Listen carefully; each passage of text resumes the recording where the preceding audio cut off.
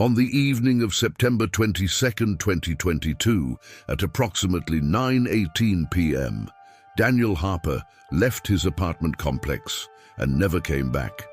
There was nothing unusual about that night.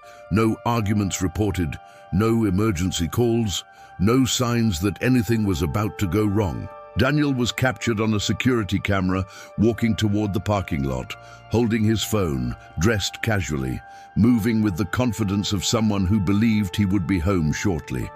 That assumption would prove tragically wrong. Daniel Harper was 29 years old, a software analyst working remotely for a mid-sized tech company. He lived alone, paid his bills on time, and maintained a low-profile lifestyle.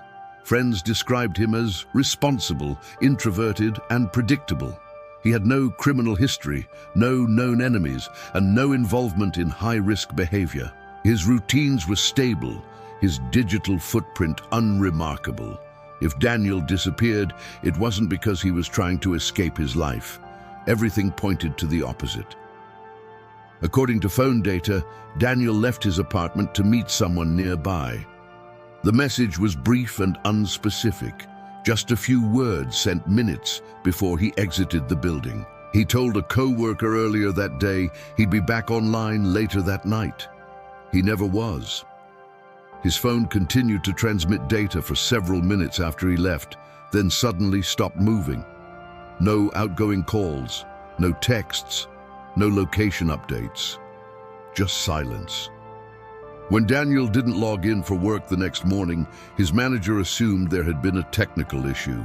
By the afternoon, concern began to grow. Calls went unanswered, messages unread. By the second day, Daniel still hadn't responded to anyone. His family was contacted. By the third day, police officially opened a missing person investigation. What initially seemed like a temporary lapse quickly became something far more serious. Investigators searched Daniel's apartment first. Nothing appeared disturbed. His laptop was open on his desk. His wallet was inside. His passport hadn't been touched. There was no sign of packing, no farewell note, no indication of planning a disappearance. His car, however, was missing. That detail shifted the focus immediately.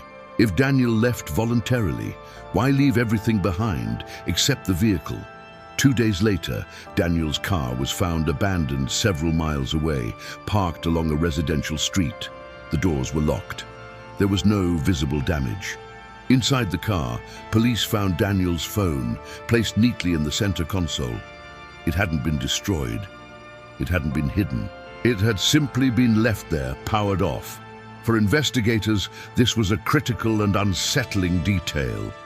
Phones are rarely abandoned unless someone wants to disappear or is no longer able to keep it.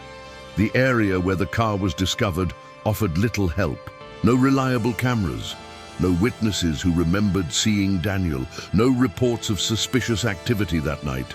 The neighborhood was quiet, ordinary, forgettable. Exactly the kind of place where something could happen without anyone noticing. Search teams expanded outward, canvassing nearby blocks, parks, and wooded areas. Nothing was found. No clothing, no personal items, no trace of Daniel himself. As days turned into weeks, theories began to circulate. Some suggested Daniel had arranged to meet someone he trusted and that the meeting went wrong. Others believed the abandoned car and phone pointed to foul play. A voluntary disappearance was considered, but quickly dismissed. Daniel had future plans, active work projects, and strong family ties. He had left behind too much to walk away without preparation. Digital forensics revealed something troubling.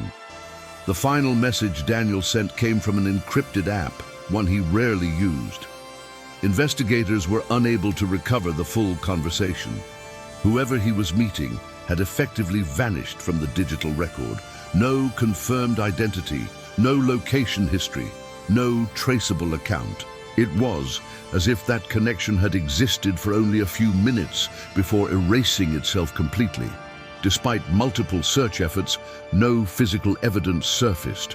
No financial activity, no confirmed sightings, no movement on his social media accounts. Time worked against the investigation. Leads dried up, public attention faded. After 6 months, the case stalled. Daniel Harper Day's name was added to a growing list of unresolved disappearances that never receive a final explanation. Daniel's family refused to accept silence as an answer. They organized searches, hired private investigators, and kept his story alive online. Friends revisited old messages, wondering if they had missed something important.